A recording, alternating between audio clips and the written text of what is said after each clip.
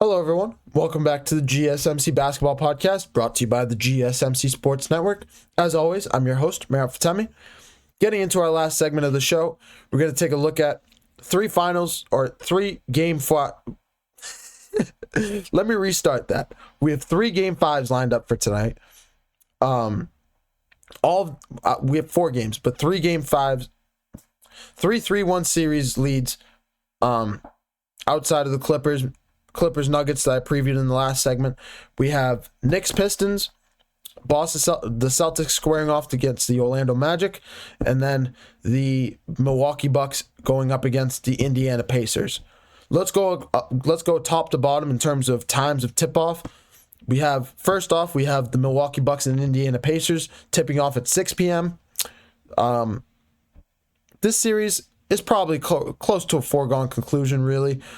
We have Damian Lillard, unfortunately, out with an Achilles injury, him suffering an Achilles injury in Game 4.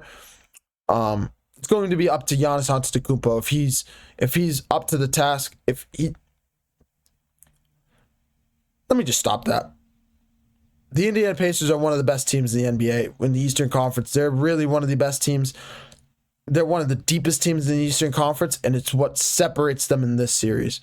The depth of the Indiana Pacers is what gives them the edge over the Milwaukee Bucks.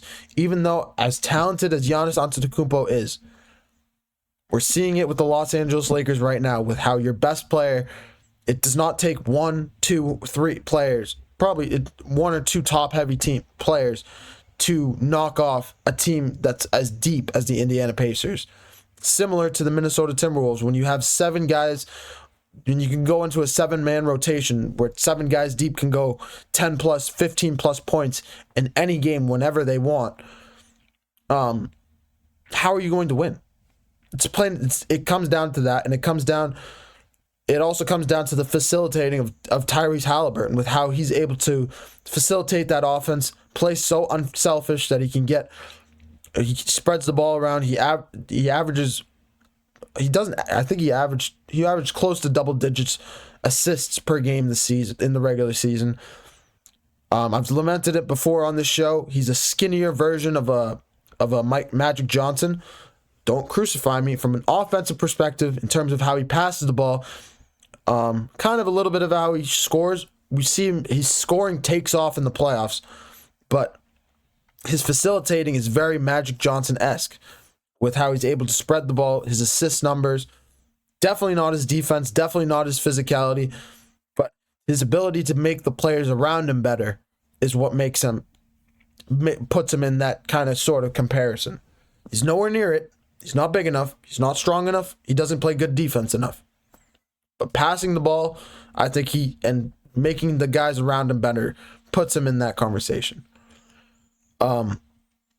But I think the Pacers win this one decisively. I don't know how much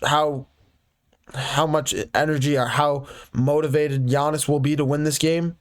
There is a real possibility that this is Giannis's last game as a Milwaukee Buck.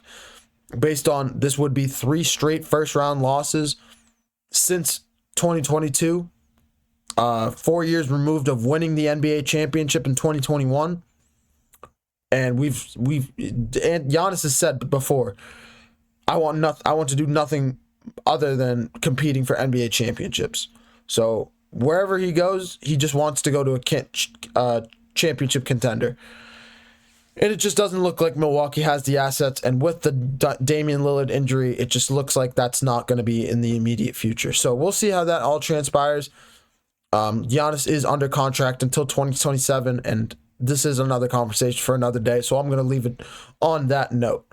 I have the Indiana Pacers winning this game and moving on to face the Cleveland Cavaliers, which is a series that I have had circled on my board since I did a little bit of a playoff bracket prediction.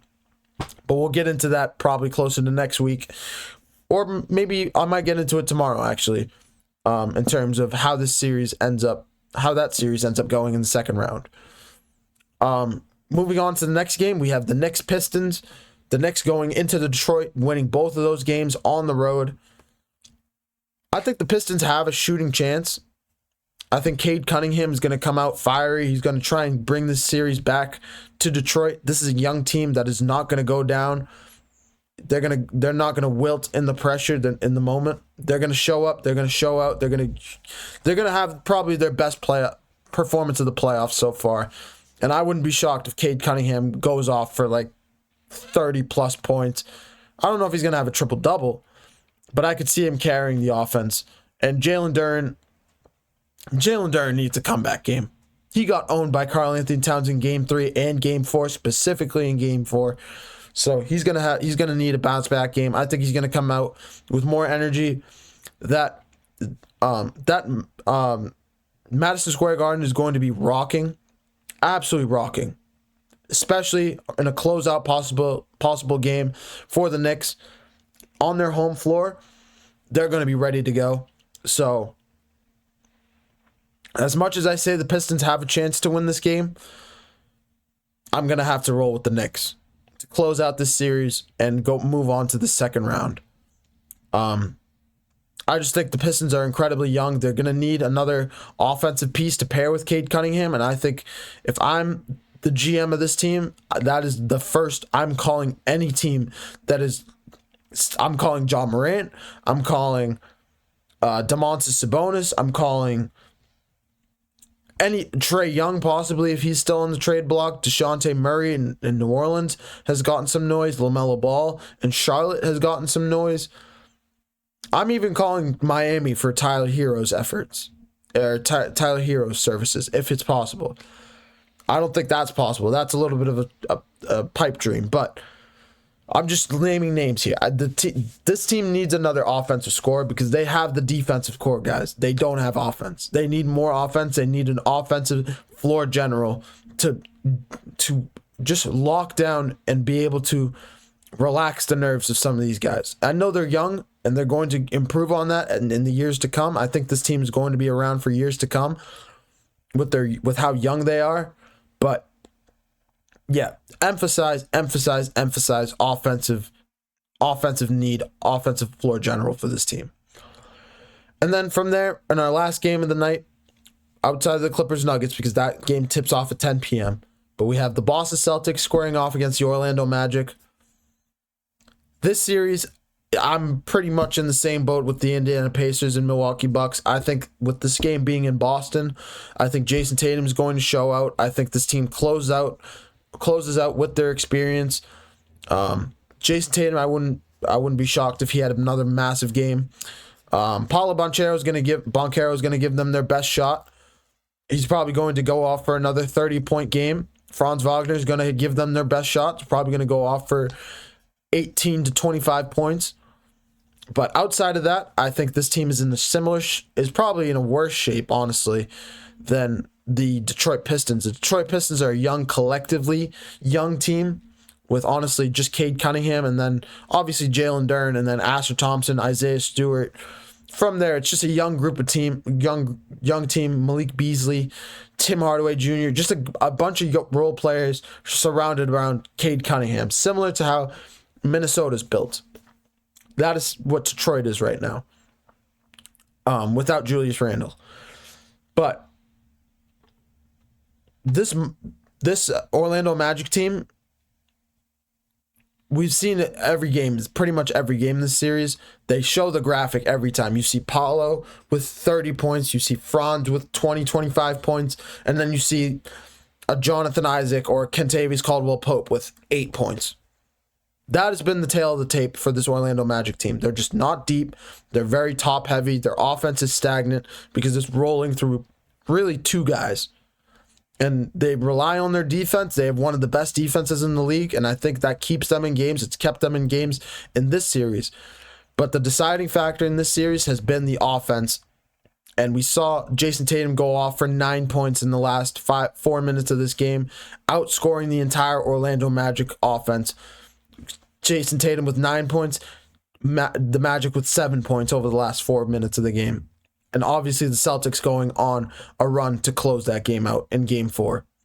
I think this series is over in Game 5. I don't think, as much as I love this Orlando Magic team, their defense is so potent. They've one of the best teams in the Eastern Conference, they would match up much better against the Cleveland Cavaliers, I think. But I think the Celtics are just too much for them to handle. And I think this series is most likely going to be over tonight. I'm picking the Celtics to win in 5 games. I'm basically in the same level of confidence with the Indiana Pacers in this game. The Knicks, I'm a touch below just because I think the Pistons are going to give them a run for their money.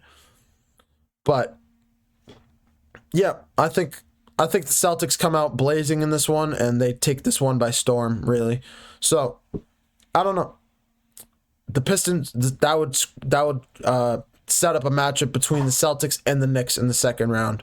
And we'll talk a little bit about that more, probably closer to next week with whenever the second round kicks off. But yeah, 4 games set up for us tonight. 3-3-1 matchups, 1-2-2 matchup, probably the biggest matchup in the NBA playoffs so far. The most, probably, maybe not hyped up, but in terms of talent, in terms of thrilling matchup, in terms of overall talent, in terms of thrilling finishes, this series holds the title for that. So I expect nothing short. I think we're due for another one of those in Game 5. But that'll do it for me in the show. Thank you guys once again for another unbelievable show. Let's have another unbelievable day of basketball, and we'll continue to recap those more tomorrow after the game, and then preview. We have a big Lakers-Timberwolves matchup, so don't come back tomorrow for that series. That is going to be one of the more hyped up. That is going to be one of my top segments to talk about. Thank you for tuning into the GSMC Basketball Podcast presented by the GSMC Sports Network. Your support means a lot to us, so please remember to subscribe and leave a review. Whether positive or negative, it really does make a difference more than you guys think. Similar to how I talked about the chat box earlier, you guys are a big part of what we do here. Let us know what we're doing well. Let us know what we can improve upon. We want to just create the best product that we can for you guys. So overall, just let us know what we can do better. And let us know what you want to hear more of so we can build our shows more about what you guys want to hear about. We also invite you to follow us on Facebook, Twitter, TikTok, and Instagram for more content and updates. Thank you guys once again for another unbelievable show. We got another packed slate of games tonight. So be out there, watch some NBA playoff basketball because this is the best time of year for basketball lovers all around the world. I hope you guys have a wonderful rest of your days. This is Merritt Fatemi, the host of the GSMC Basketball Podcast, signing off. Bye-bye.